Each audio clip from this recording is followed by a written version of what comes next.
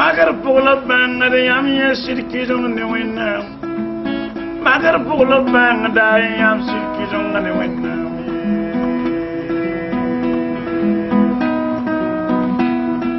Magar pour le bang de Yam Sirkis on the winner. Magar pour le bang de Yam Sirkis on the winner. Magar pour ya love number. Magar pour ya love temban. Sadra gramba Pama mak Abiye love lam Wabonan Love ye love me Toto de yolum pwe Bawenam ya Panam faton Ton kon wonde Ten kubure tori Maraga unga winge Naura yopwe Tala sadra ne mezak La benago Lo fene La zizi sigebe Unga puga Yere unga Pasi somnebe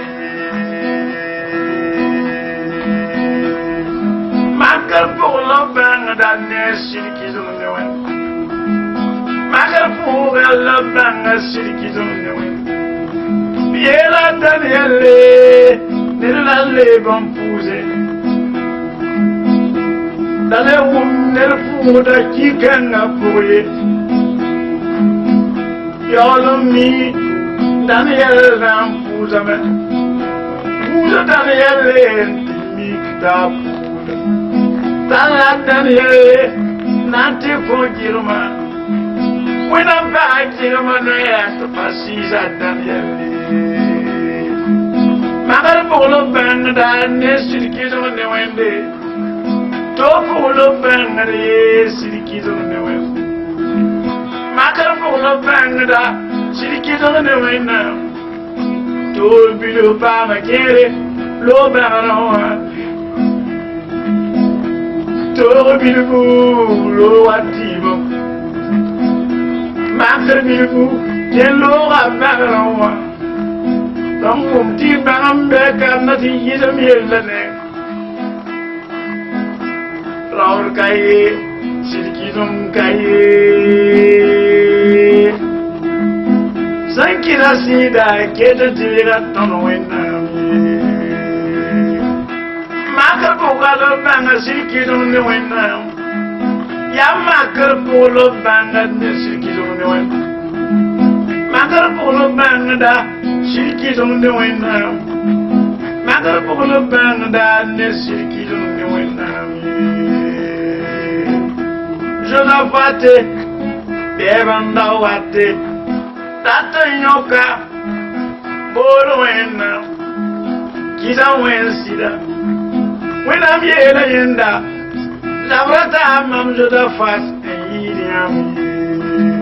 Magar polo banda. Nesirkis on the window. I got a polo banda, Nesirkis on the window. Yes, I'm Pammy, I'm Tipping when he lay.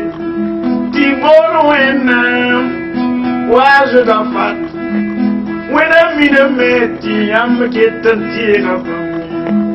Says he meet a matey, I'm getting tear up on me.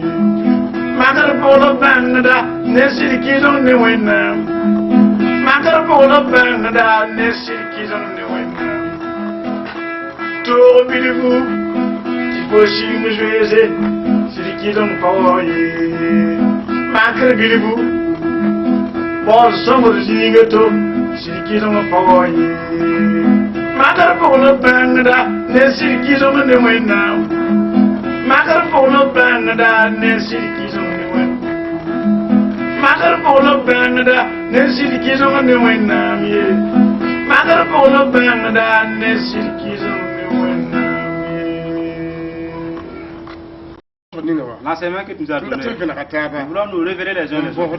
Te supplions, bénis ta parole. Et fais en sorte que ta parole pénètre tout le monde. Et que ta force les pénètre également. Afin qu'ils soient affermis dans les tentations. Dieu vivant, bénis les auditeurs. Au nom de Jésus. Gloire à Dieu. Ainsi, dans notre matérialisation, nous voulons révéler de ce qui peut nous réconforter. Et notre thème s'intitule le thème la tentation. La tentation. C'est dans la tentation que on discerne le degré de confiance de quelqu'un avec son Dieu. C'est dans la tentation que le degré de confiance d'un homme est bien révélé entre lui et son Dieu. Voici le thème. Les passages sont Daniel 3, 4 à 30, Jérémie 6, 27, 30, Nombre 23, 18, 23, 1 Chronique 11, 16, 19, Deutéronome 32, 39, 43, Matthieu 16, 24, 25, l'évangile de Jean 14, 21, 24, 2 Samuel 15, 11, 12, enfin 2 Samuel 16, 20, 23. Dans ces passages que nous allons méditer ensemble. Afin que cela nous réconforte. Nous partons de l'avant dans l'image. Ça c'est que ces hommes, cet homme n'était pas là. Ça c'est de celui-là et de cet homme. Lui c'est un évangéliste. Il a vu l'homme. Il lui fait part de la puissance de Jésus et de la puissance de Dieu. Et quelle est cette puissance? Et quand il est en train de presser, cet homme commençait à croire aux paroles. Et dans ces paroles, il a dit que la divination ne peut rien contre un chrétien. Aucun démon ne peut un chrétien. Les idoles sont néantes. Les armes sont vaines. Ainsi, l'homme voulait ces paroles. Il a fini de parler. Et dans leur entretien, cet homme a cru. En un rien de temps, surgit un homme armé de fusil. Et l'homme qui s'est apparu, celui qui prononçait la parole de Dieu, il a commencé à s'enfuir. Il a oublié qu'il venait d'exhorter à cet homme qu'aucun fétiche ne peut contre un chrétien. En ce moment, parce qu'il a commencé à courir, celui que lui il partageait la bonne nouvelle a dit: ça tu vas jamais me devancer. Je vais te devancer. N'est-ce pas toi qui viens de me raconter les éloges de Dieu? Mais je vais te devancer. À ce moment, cet homme ne se trouve plus sur ses paroles. Raison pour laquelle, de nos jours, nous voyons des prédicateurs qui parlent de la puissance de Jésus et de sa résurrection et de ses guérisons. Nous voyons ces évangélistes-là que Jésus a laissé sa paix. Et ces gens qui ne peuvent pas avoir la paix de Jésus par la foi. Une migraine, simple migraine, ne peut pas croire pour avoir cette santé. D'autres marchent avec des fétiches dans leur poche. Et si vous dites aux gens que Jésus guérit, Jésus donne la vie, Jésus assujettit les démons. Et ce que vous avez raconté, vous croyez. Et il vous voit avec des ordonnances ou des comprimés. Ou bien vous êtes allié en rang au dispensaire. Et vous êtes un locuteur, vous a perçu. Réellement, ces derniers ne vont-ils pas payer des produits plus que vous? Ils vont payer plus que vous. Parce qu'ils ont su que vous n'êtes pas dans vos paroles. Vous avez dit que Jésus guérit. Pourquoi vous nous humiliez avec des cieux? Vous dites que Jésus donne la vie. Pourquoi vous êtes avec nous à la pharmacie? C'est dans la tentation que Dieu élut les vrais croyants, ceux qui se confient à lui. La foi n'est pas en désordre. La foi avec les paroles existe. Le courage dans les paroles existe. Et le courage dans le cœur existe également. Et c'est ça qui est bien avantageux. Nous ne vous empêchons pas de ne pas prendre des amulettes. Nous ne vous interdisons pas de ne pas prendre des comprimés. Mais la confiance de Dieu en vous ne serait pas affermie en vous. Mais si Dieu, s'il s'avère que vous avez la paix, la santé en un autre cas, comment Dieu peut-il venir avec son miracle? Vous voyez? Jésus qui guérit. C'est parce qu'on se confie en lui qu'il guérit.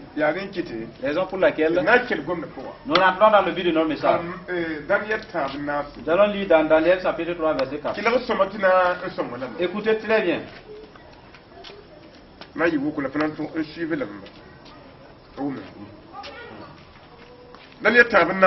Daniel chapitre 3 verset 4. Et le messager du roi a dit, il a dit à tout le monde entier, avec les nations étrangères qui parlent toutes sortes de langages, si vous êtes au son de la flûte, la trompette, la flûte, de la guitare et des petites harpes, la corneuse et des instruments de musique de toutes sortes, vous prosternerez et vous adorerez la statue d'or que le roi Nebuchadnezzar a dressée. Si quelqu'un ne se prosterne pas et n'adore, il sera jeté dans une fournaise ardente sur le champ. C'est pourquoi, au moment où tout le peuple entendit la trompette, la flûte, la guitare, la petite et la grande harpe et des instruments de musique de toutes sortes, tous les peuples, les nations et les hommes de toutes langues se prosternèrent et adorèrent la statuette que le roi Nebuchadnezzar a faite en or. En ce moment, au profitant de l'occasion, quelques-uns des Babyloniens et par raconter au roi, dit au roi Nebuchadnezzar, roi, puisses-tu vivre longtemps? D'après l'ordre que toi-même tu as donné, tous ceux qui entendaient la trompette, la flûte, la guitare, la harpe, la corneuse et les autres instruments de toutes sortes, qu'ils se prosternent devant ton statuette. Et si quelqu'un ne se prosterne pour l'adorer, ainsi que cette personne soit jetée dans une fournaise ardente. Il y a des juifs que tu as confié l'administration provinciale de Babylone. Il s'agit de Shadrach, Meshach et Abednego. Ces hommes ne tient aucun compte de ton ordre tout en adorant tes dieux et tes statuettes que tu as dressées. Alors, Nebuchadnezzar, irrité et furieux, donna l'ordre de faire venir Shadrach, Meshach et Abednego. les fait venir. Bamba. Alors ces hommes furent donc amenés devant le roi. Nebuchadnezzar prit la parole et dit, Shadrach, Meshach, Abednego, est-il vrai que vous ne servez pas mes dieux et que vous n'adorez pas la sainteté que j'ai dressée? Est-ce vrai? Maintenant, tenez-vous prêts au moment de la trompette, de flûte, de la petite harpe et de la corneuse et les instruments de toutes sortes. Vous vous prosternerez devant la statuette que j'ai faite. Si vous ne le faites pas, sur le champ même, je serai jeté dans la fournaise, bien chauffé. Quel est le Dieu qui pourra vous délivrer de ma main? Shadrach, Meshach et Abednego répliquaient au roi. Roi Nebuchadnezzar, nous n'avons pas besoin de te répondre là-dessus. Ça n'est ainsi. Notre Dieu, celui que nous servons, peut nous délivrer de la fournaise bien ardente. Et il nous délivrera de ton pouvoir. Et même s'il ne faisait pas cela, sache que nous ne servirons pas tes dieux et nous n'allons pas nous prosterner devant ta statuette que tu as dressée. Nebuchadnezzar fut alors rempli de colère. Et avec Shadrach, Meshach et Abednego, changeant de visage, reprenant la parole, il ordonna de chauffer 7 fois de plus la fournaise, plus que désormais. Puis il dit à quelques-uns de ses soldats, particulièrement forts, d'attacher Shadrach, Meshach et Abednego, les jeter dans la fournaise ardente. Ainsi donc, ces hommes furent alors attachés, habillés de leurs caleçons, de leurs tiques tuniques, de leurs manteaux, de leurs autres vêtements. Ils les furent jetés au milieu de la fournaise ardente. Comme l'ordre du roi était catégorique et que la fournaise était extraordinairement chauffée, la flamme tua les hommes qui avaient jeté Shadrach, Meshach et Abednego dans la fournaise. Quand les 3 hommes, ces hommes tombèrent dans la fournaise bien chauffée, malgré leur lien. Le roi Nebuchadnezzar fut effrayé et s'est levé. Puis la parole dit à ses conseillers, n'avons-nous pas jeté 3 hommes ligotés au milieu du feu? Il répondit, roi, certainement. Il reprit, eh bien, je vois 4 personnes dans la fournaise et que ils n'ont pas de lien et ils ne souffrent pas. Et le 4e ressemble à un fils de Dieu. Nebuchadnezzar s'approcha ensuite de l'entrée de la fournaise ardente et dit, et Dieu très haut, serviteur du Dieu très haut, Shadrach, Meshach, Abednego, sortez, venez vers moi. Et Shadrach, Meshach, Abednego sortis alors du milieu du feu. Les administrateurs, les intendants, les gouverneurs, les conseillers du roi se rassemblèrent. Ils virent que le feu, n'avait eu aucun pouvoir sur le corps de ces hommes, que les cheveux de leur tête n'avaient pas été brûlés et que leurs habits n'avaient pas été abîmés et qu'ils ne se sentaient même pas de feu. Nebuchadnezzar prit la parole et dit, béni soit le Dieu de Shadrach, Meshach et d'Abednego. Il a envoyé son ange et a délivré ses serviteurs qui ont placé leur confiance. Ils n'ont pas hésité à offrir l'ordre au roi, à risquer leur vie plutôt que de servir et d'adorer au coin de mes dieux. que leur Dieu. Voici maintenant l'ordre que je donne. Si quelqu'un, quel que soit son peuple, sa nation, sa langue parle de façon légère le Dieu de Shadrach, de Meshach et d'Abednego, qu'il sera mis en pièces et sa maison sera transformée en immondice. En effet, il n'y a aucun autre Dieu capable de livrer comme lui. Le passage que nous venons de lire, nous avons pris le passage un peu long pour que vous compreniez. Meshach, Abednego et Azaria.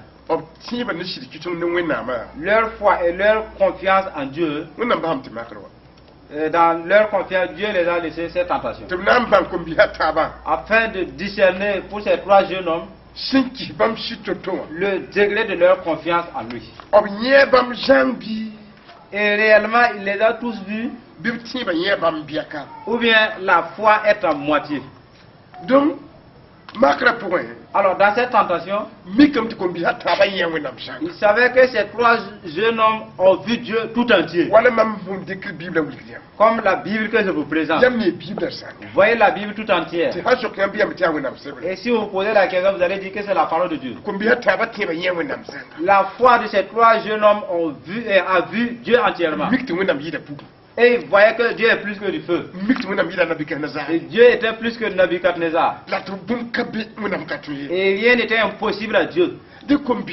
Alors ces trois jeunes hommes ont vu Dieu en entier. Ils croyaient en Dieu. Avec la parole de Dieu est irrévocable. Alors ils ont lu. Ils ont vu que Dieu a dit: si quelqu'un adore une idole, je le jetterai en enfer. Et Nebuchadnezzar, il commence à constituer une statuette. Il a sommé ces trois jeunes hommes d'adorer cette statuette-là. Et que le feu de Dieu, que ces gars vont rentrer en dernière position, c'est en avenir. Le feu de Nebuchadnezzar était au présent. Et cela peut consumer le corps sans détruire l'esprit. Et quant au feu de Dieu, peut détruire les deux. Ainsi, il y eut une décision pour les jeunes hommes. Si nous obéissons à Nebuchadnezzar, nous irons en enfer. Si nous désobéissons à Nebuchadnezzar, présentement nous irons dans la fournaise. Et nous n'irons pas en enfer. Ils ont décidé.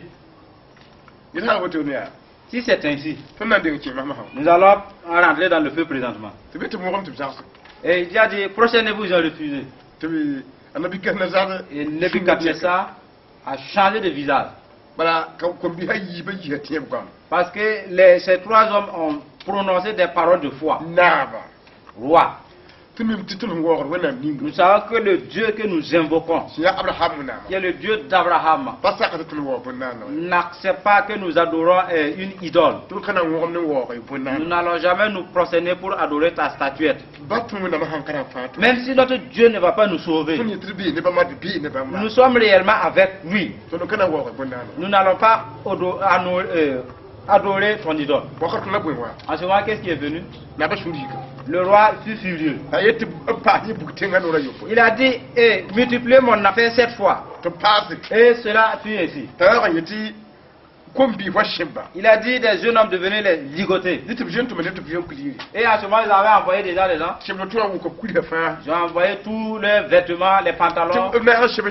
Ainsi, emballez tous ces vêtements, mettez-les dans la fournaise. Ils ont tous attachés. Et les gens propulsés. En voulant partir dans la fournaise, et quand ils étaient prêts à tomber, et la flamme qui a surgi a tué ceux qui ont apporté Shadrach, Meshach et Abednego. Et pourtant, ces trois jeunes hommes ne sont pas morts. Maintenant, la flamme a tué ceux qui sont venus jeter ces gars. La confiance en Dieu, il peut faire que tu rentres dans une flamme tout en étant vivant. Et les gens du dehors meurent. La foi en Dieu n'est pas à la légère. Ça, c'est que ces 3 jeunes hommes se trouvaient dans la fournaise. Au lieu de sortir, ils étaient là-bas en train de marcher. Et Nebuchadnezzar, qui a donné l'ordre, qu'il est roi, Dieu est roi également. Nebuchadnezzar est également un roi. L'ordre divin et l'ordre d'un chef mondain. Alors ces 2 autorités, et ces 2 jeunes hommes se trouvaient dans les 2 autorités. Et chaque roi a son trône. Dieu n'empêche pas les œuvres de Nebuchadnezzar. Il les a laissés liés et il les a fait jeter. Et de son trône, Dieu a envoyé un fils. Et vas-y avec les enfants dans la fournaise. Un enfant est venu. Ce n'est pas des enfants, un enfant. C'est un fils. Vas-y. Donne les enfants. Afin que ta paix les contamine. Si Jésus est avec vous, c'est la paix.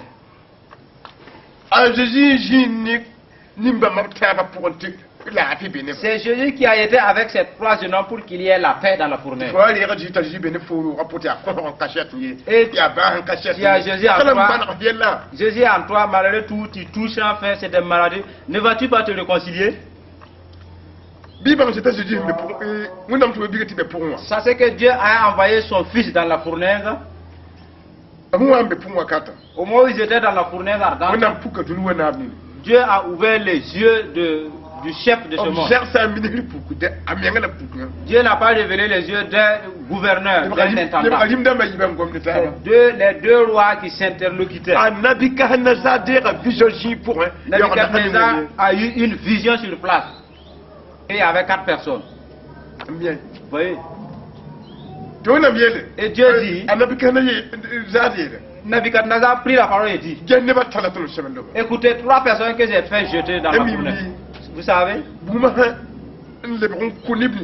ceux dont la flamme a tué, Nebuchadnezzar n'a jamais parlé d'eux. Il parle de ces 3 hommes dans la fournaise. Ceux qui sont morts, c'est comme des balles perdues. Il y a 4 personnes que moi je vois dans la fournaise. Le 4e, il ressemble à un fils de Dieu. Quand le fils de Dieu s'est introduit, il n'a rien empêché. Et la flamme continuait d'agir. Mais pas son peuple. La fournaise de Nebuchadnezzar continuait à faire son œuvre. Et Dieu continuait son œuvre également. Cela nous montre que Dieu sera avec vous dans vos problèmes. Mais il ne va jamais empêcher. Il sera avec vous. Mais il ne va pas empêcher. C'est dans ce lieu que Dieu élut les chrétiens, ceux qui ont la foi. Nebuchadnezzar, il a fait jeter les 3 jeunes hommes. C'est une tentation survenue. Aucune tribu ne peut sauver. L'argent ne peut pas sauver. La croissance ne peut pas les sauver. Si ce n'est Dieu seul. Ainsi, saisissez très bien Dieu.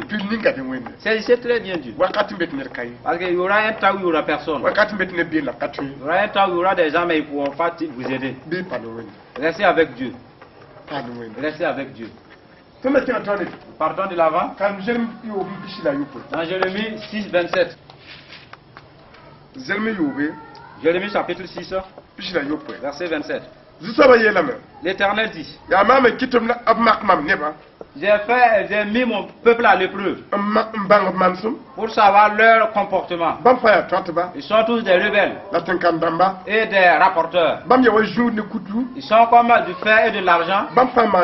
Ils ont commis tous des péchés. Et la fournaise est bien chauffée. Et pour faire fondre l'argent. Et pour purifier l'argent.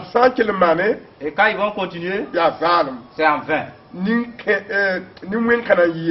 méchant n'y échappera pas.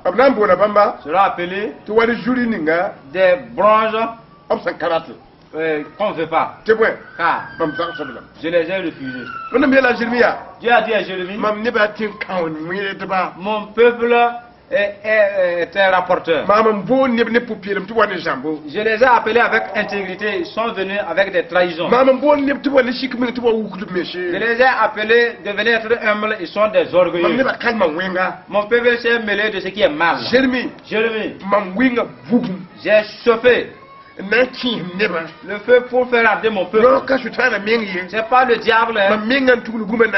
C'est moi qui ai allumé ce feu pour mettre mon peuple là-dedans. Je vais les faire chercher leur péché. Et celui qui ne laissera pas ses péchés, il ne sortira pas de cette épreuve. Sera appelé quelqu'un que je n'aime pas. Je les ai refusés. Parce qu'il ne s'est pas changé dans ses épreuves. Mes frères, les d'autres épreuves viennent de Dieu pour ton bien-être.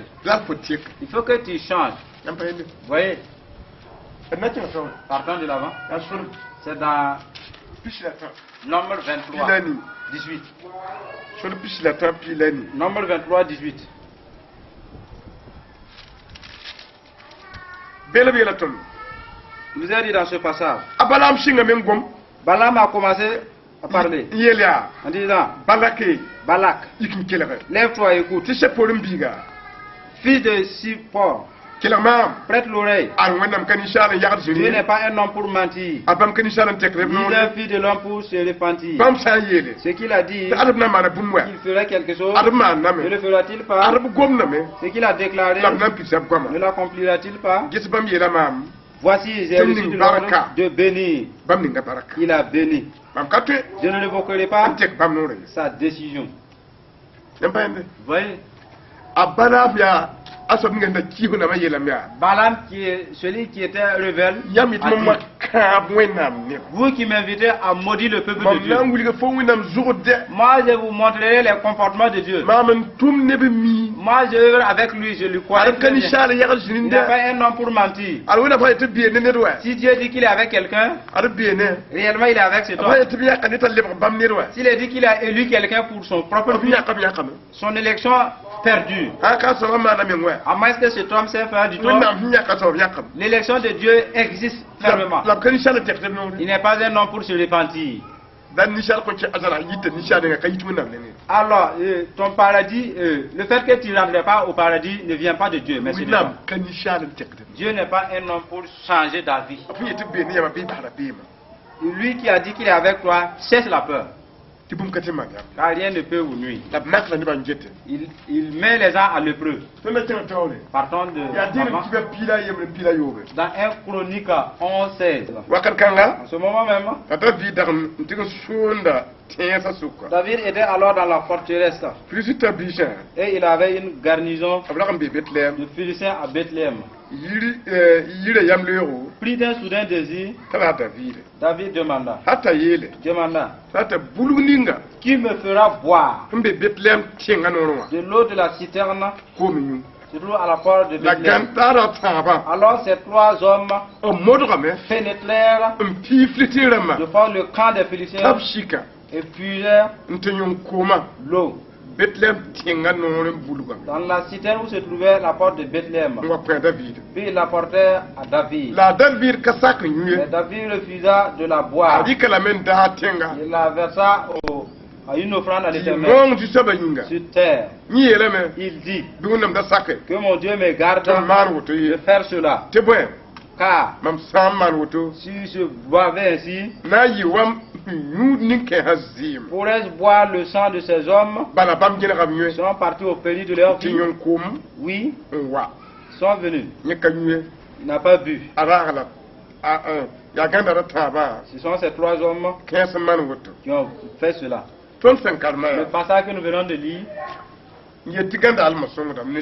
la vaillance avec la foi est bonne. David s'était refusé. Et ses ennemis se trouvaient à la porte de la ville. Pourtant, il y avait une citerne, un puits derrière les ennemis. Et pourtant, les ennemis se sont rougis. Et David a dit, j'ai soif.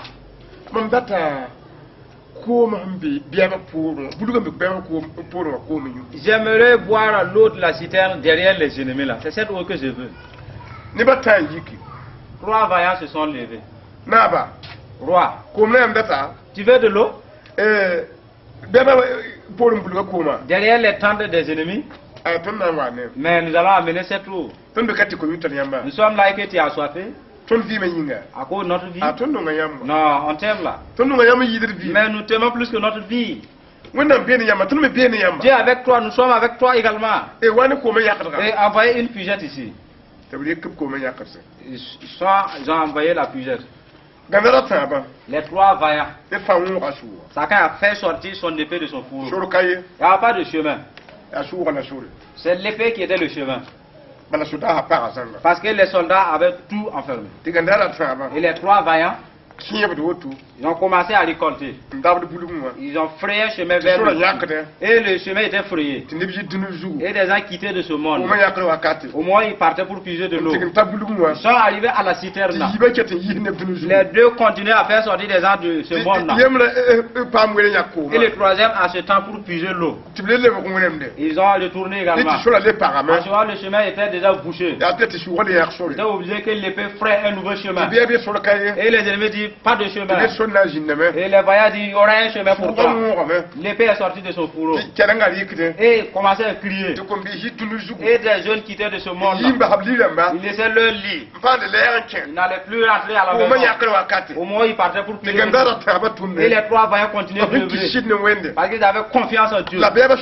Et les épées des ennemis ils touchaient au coin de ces vaillants. Au moins ils partaient puiser de l'eau. Des cris se levaient. Et le sang coulait. Et les David contemplaient cela. Et c'était comme un cinéma. Et les 3 vaillants, ils ont traversé les ennemis. Ils sont venus dire au roi, voici ton eau. La confiance en Dieu est plus que les fétiches que tu as fait. Vous voyez? Ils n'ont pas fait de divination. C'est la confiance en Dieu comme vous autres. Qui pourrait traverser ses ennemis avec une épée et faire le tour avec une épée. Est-ce que réellement? Si ces vaillants ne s'entenaient que des sérums dans leur migraine, pourront-ils frayer un chemin? Moi, je rappelle aux chrétiens pourris de Jésus-Christ. Si vous ne vous levez pas, et si vous restez dans ces choses pourries, les épreuves et les tentations qui surviennent, et vous serez châtiés. Levez-vous si vous voulez. Nous continuons de l'avant avec vous. C'est dans Deutéronome 32, 39. Dans ce passage, notre Dieu ne nous a rien caché. Voici ce qu'il dit. Regarde. Ce n'est moi seul. Ce n'est que moi seul. Il n'y a pas d'autre Dieu. C'est moi qui fais vivre. Également, c'est moi qui fais mourir. C'est moi, je blesse. Et c'est moi également qui guéris. Personne ne peut délivrer de ma main. En effet, je lève ma main vers le ciel, je dis, je vis éternellement. Notre Père témoigne de lui-même. Cessez votre peur. Notre Père a dit, mes croyants, cessez les doutes. C'est moi. Moi qui tue. Et je donne la vie. Moi je blesse. Et c'est moi qui guéris. Personne ne peut ravir quelque chose de ma main. Cette parole qui a été écrite, c'est pour toute femme qui reçoit. Que la puissance de cette parole l'accompagne. Tout homme qui reçoit, que la puissance de cette parole l'accompagne. Vous voyez? Croyons à la parole de Dieu. Notre Père ne nous a pas appelés à la légère. Croyons.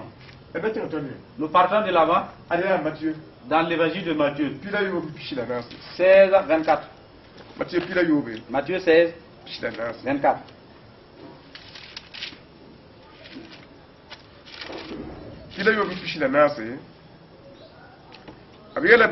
Il a dit.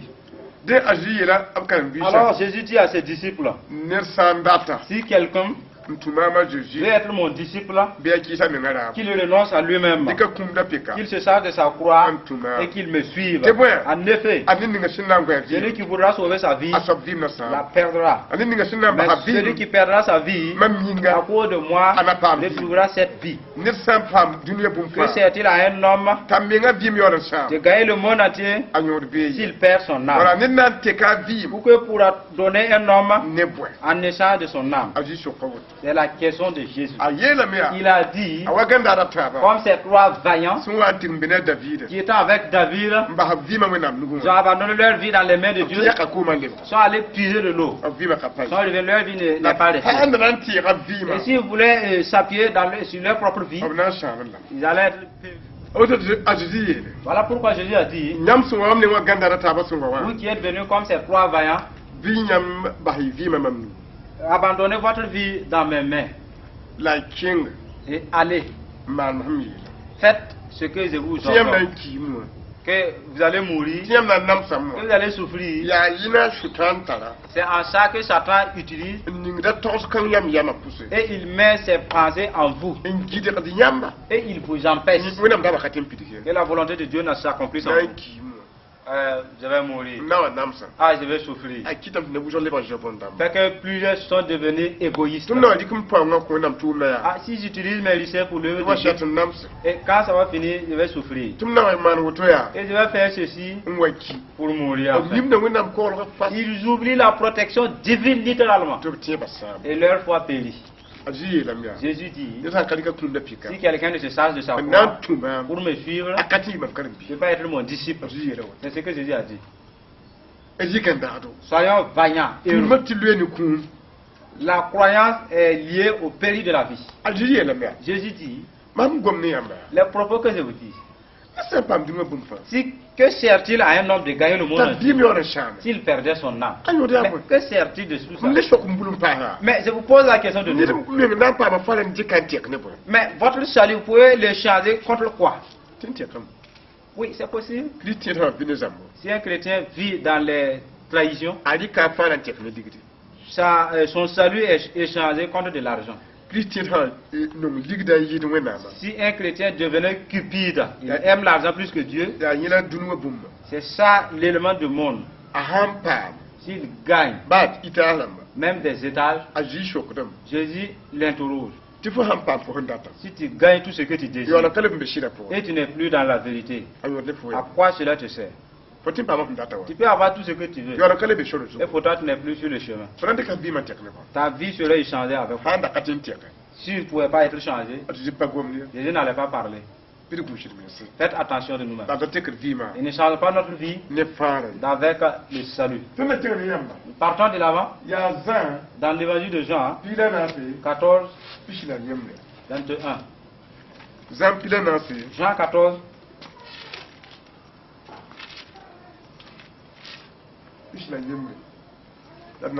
Nous lisons à partir du verset 21.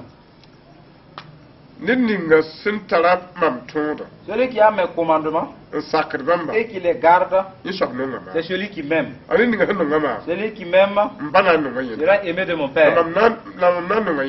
Et moi aussi, je l'aimerai, je me ferai connaître à lui. Jésus dit, celui qui a mes paroles et qui obéit de tout son cœur. Moi, Jésus, je l'aime. Si c'est une femme, je l'aime. Un homme, je l'aime. Parce qu'il a ma parole en lui. Cela invoque mon amour en lui. Cela invoque ma puissance en lui. Parce qu'il a ma parole. C'est un amour réel qu'il a. Ainsi, si vous aimez Jésus et vous n'avez pas les paroles de Jésus, Jésus dit, tu ne m'aimes pas. Si tu m'aimes, obéis à mes paroles. Le problème se trouve sur la parole. Partons de l'avant. Dans Samuel. 2 Samuel 15, 11 à 12. 2 Samuel chapitre 15. On va voir verset 11. Absalom d'Aramboula, Nekobese, Chi. Et 200 hommes de Jérusalem qui avaient été invités à accompagner Absalom. Ils le firent tout en innocence. Pendant qu'il offrait les sacrifices, Absalom fit venir de la ville de Gilo d'appeler Achitophel, le Gilonite. Il était le conseiller de David. La conspiration devient puissante. Et le peuple était de plus en plus nombreux aux côtés d'Absalom. Quelqu'un vient informer à David que le cœur des Israélites était attaché à Absalom. David dit alors à tous ses serviteurs qui étaient avec lui, levez-vous, partons, car il n'y a aucun moyen d'échapper à Absalom. Dépêchez-vous de partir, autrement il ne va pas tarder à nous rattraper, il nous précipitera dans le malheur. Partons de l'avant. Nous allons vous montrer. Et David se trouvait dans une tentation. David, son propre fils, s'était levé contre lui. Le peuple de Dieu voit. Dans le combat de la foi, il n'y a pas lieu de parenté. Si Satan gagne une brèche, il œuvre. David était en tentation. Et le peuple s'était rallié à son fils. Et David s'est levé pour prendre la fuite, pour que son fils ne l'atteigne pas. Vous voyez l'affaire? La tentation est venue. Qu'est-ce que David faisait?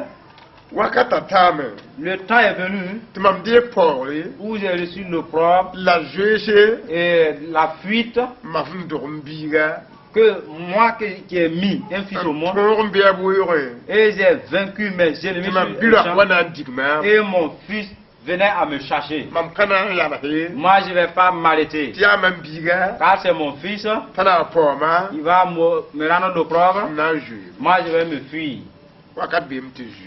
Il y a un temps de fuite pour bien recommencer à suivre Dieu. David a fui.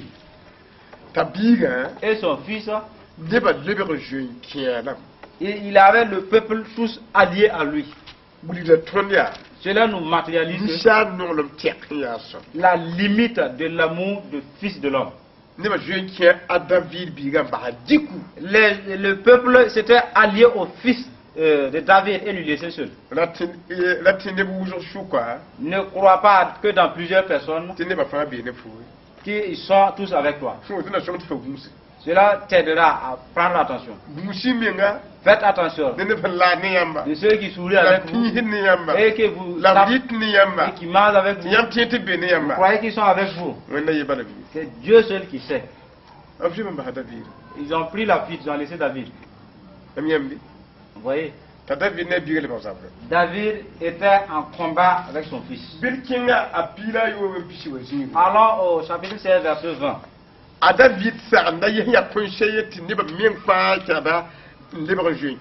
Un conseiller admirable de David s'était allié au fils de David. Dans la tentation, on reconnaît le degré de confiance d'un homme. Absalom dit à Achitophel, tenez conseil ensemble. Que devons-nous faire? Achitophel dit à Absalom, aie des relations avec les concubines que ton père a laissées pour garder le palais. Ainsi tout Israël saura que tu t'es rendu détestable pour ton père. Et les mains de tous ceux qui sont avec toi se fortifieront. en dressant une tente sur le toit pour Absalom. Et Absalom il entra, il eut des relations sexuelles avec les concubines de son père aux yeux de tout Israël. C'était le cas de tous les conseils d'Achitophel, que ce soit pour David ou pour Absalom. David ou pour Absalom. Vous voyez, dans la tentation, David a su ce qui était avec lui. Son vrai conseiller. Il a dit que sa parole était considérée comme des paroles divines. Il a changé sur place. Il a abandonné David sur le champ. Rien ne fait souffrir le serviteur de Dieu plus qu'un habit de confiance. Et la tromperie peine le serviteur de Dieu. Parce que le serviteur de Dieu, parce qu'il veut suivre Dieu avec intégrité, s'il dit qu'il aime quelqu'un, il l'aime effectivement. Sachez que David et Achitophel, la manière qu'il recevait les conseils d'Achitophel, personne ne savait que Achitophel allait se rallier à son fils et laisser David. C'est de l'amour égoïste, hypocrite. Quand il s'est rallié à son fils, quel est le conseil qu'il a envoyé? Ton père est allé au désert. Tu trompes les gens en disant que c'est toi qui les as cherchés. Personne ne te croit. Hein? Si tu veux que Israël te croie, tu vas dresser une tente. Les concubines de ton père. Tu vas commettre des rapports sexuels avec elles, afin que les gens sachent que tu es rendu détestable avec ton père. En ce moment, les gens seront témoins oculaires que c'est réellement vrai. C'est des conseils qui ressemblent à des vérités. Et pourtant, ces conseils sont nuisibles. Celui qui est rentré au désert est allé avec le Saint-Esprit. Et celui qui est resté à la maison, qui a été conseillé de commettre l'adultère, et pourtant l'Esprit déteste l'adultère, et de surcroît, c'est les concubines de son père qui a commis ces adultères. Ainsi, ce jeune homme qui a commis l'adultère avec les concubines de son père, il avait la puissance de l'esprit de fornication. Il va se lever avec tout Israël à la poursuite de son père David. Et si celui qui a commis l'adultère s'était levé contre celui qui n'a jamais commis l'adultère, et David, qui n'a pas beaucoup de soldats, a vaincu celui qui a commis l'adultère et son peuple malgré leur nombre énorme. Les mauvais conseils sont néfastes. Achitophel a été égaré, détruit. Il est allé au désert. Et David a dit, ne lui touchez pas. Il a pris la fuite avec son cheval pour aller traverser sous un arbre. Et avec une branche de travers. Et sa tête est prise en tenaille sur la branche. Le cheval est passé. Et lui, il était en train de pendre. Et cela est la paix de quelqu'un. Un jeune homme a fait sortir son épée et sa lance, il a lancé par sa poitrine. Vous voyez? Ainsi, c'est dans la confiance qu'on reconnaît que quelqu'un confie réellement à Dieu. C'est au temps de la tentation, au moment où les gens t'abandonnent à cause de ton Dieu. Ces gens vont reconnaître ta confiance. Au moment où ton argent prendra fin, à cause de ton Dieu, et que tu es avec Jésus, que les gens comprendront ta confiance en Dieu. Au moment où tu seras avec des maladies terribles, et pourtant tu te confies à Dieu, et en ce moment que les gens discerneront ta confiance en Dieu. C'est au temps de la tentation qu'on discerne. Cela fait que Dieu n'empêche pas les tentations. Dieu sera avec vous dans les tentations. Et dans les humiliations des gens. Dans ta pauvreté. Dieu sera avec toi. Et dans tes larmes. Mais il ne va pas empêcher cela. Qu'est-ce qu'il veut de cela? C'est la vraie confiance que Dieu veut. Nous sommes au terme de notre message. Notre thème s'intitule dans la tentation, on reconnaît le degré de confiance de quelqu'un vis-à-vis de son Dieu. Ainsi les passages que nous avons, c'est dans Daniel 3, 4, 30, Jérémie 6, 27, 30, Nombre 23, 18, 23, 1 Chronique 11, 16, 19, Deutéronome 32, 39, 40. Matthieu 16, 24, 25. Jean 14, 21, 24. 2 Samuel 15, 11, 12. Enfin 2 Samuel 16, 20, 23. Sur ces passages que nous sommes entretenus. Les deux hommes, ils étaient des gens qui se sont confiés à Dieu. Au moment où l'homme en arme s'est surgi, leur confiance avec Dieu a pris fin. Et ils ont pris la clé des champs. Tout en oubliant qu'en voulant courir, c'est facile maintenant de les tirer. Vous voyez? Ainsi, au temps de la tentation, cessez de fuir. Au nom de Jésus. Nous allons prier pour vous. Notre Père Dieu Tout-Puissant, nous te disons merci. Nous sommes entretenus avec les gens qui t'ont écouté. Bénis ces gens-là. Donne-leur la force et l'obéissance pour toute tentation qui viendront ceux qui vont écouter. Aide-les dans les tentations afin qu'ils aient la victoire comme Daniel, comme Meshach, Abednego et comme Azaria. Ainsi bénis ces gens. Donne-leur la victoire dans la tentation. Au nom de Jésus. Amen.